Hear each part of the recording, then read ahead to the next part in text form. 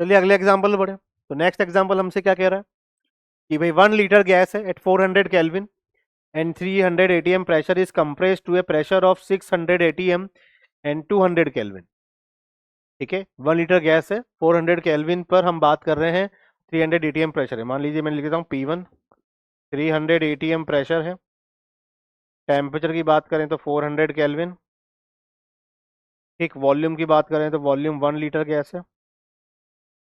ठीक है, और इसको कंप्रेस किया गया है to a pressure of 600 ATM and 200 kelvin. ठीक है, कहाँ पे प्रेशर कितना हो गया 600 एटीएम, टेम्परेचर हो गया 200 केल्विन। द कंप्रेसिबिलिटी फैक्टर जो है वो चेंज हो गया फ्रॉम 1.2 टू 1.6। यानी ये Z1 अपन ले सकते हैं कि ये कितना है 1.2 था, बाद में ये Z कितना हो गया आपका 1.6 हो गया। तो बताओ calculate the final volume of the gas, यानी V2 बताना है, ये हमें बताना है कि ये कितना हो जाएगा। ठीक है, 1 लीटर गैस थी 400 केल्विन 300 एटीएम प्रेशर पर, उसको हमने कंप्रेस किया to a pressure of 600 ATM to 200 kelvin. तो हम दोनों का रेशो लिख सकते हैं, Z1/Z2 कर सकते हो, रेशो लेके कर सकते हैं, कहानी को बढ़ा सकते हैं आगे। ठीक है, तो यदि हम बोलें कि भाई Z होता क्या है बेसिकली आपका, यदि हम सबसे पहले Z की बात करें तो Z आपका क्या होता है, Z इक्वल टू हम लिख सकते हैं, क्योंकि इसमें मोल्स को लेके तो बात कर ही नहीं रहे, तो PV/RT। ठीक है, तो Z1/Z2 क्या हो जाएगा, P1/P2, V1/V2 और T2/T1। ठीक है, हमें तो V2 बताना है फाइनल वॉल्यूम, तो V2 कितना हो जाएगा आपका, ये P1/P2, T2/T1, Z2/Z1 dot V1।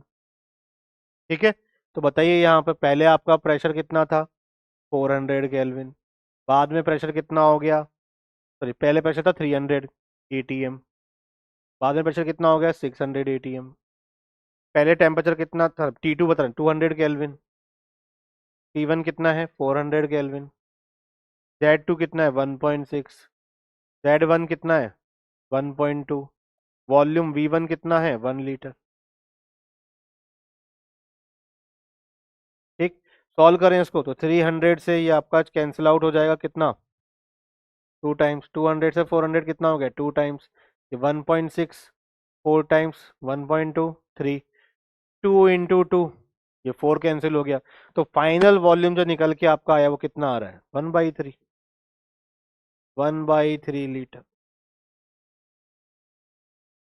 ठीक है, तो यहाँ पर बच्चे के सामने क्या दिक्कत आ सकती है, बच्चे को सिंपल है कि भाई वो Z1 Z2 P1 P2 उसको बोलो कि भाई लिख लो, पहले सबसे पहले कहानी आपको जो गिवन है वो कहानी आप लिख लोगे, आपके सामने आइडिया लग जाएगा अपने आप कि आपसे क्या पूछ रहा है।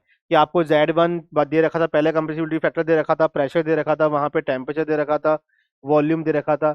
सेकेंड जब आपको चेंज किया गया कंप्रेसर के, तो कंप्रेसिबिलिटी फैक्टर में चेंज देखने को मिला। ठीक है, प्रेशर उस पर दे दिया, वॉल्यूम आपको पूछा जा रहा है, टेम्परेचर आपको गिवन था, तो हमने दोनों का रेशो ले लिया बेसिकली। रेशो से आप आंसर निकाल सकते हैं। तो आपका आंसर कितना है 1/3 लीटर निकल के आया। ठीक है, तो ये बच्चा कर सकता है इजीली, कोई दिक्कत नहीं आएगी।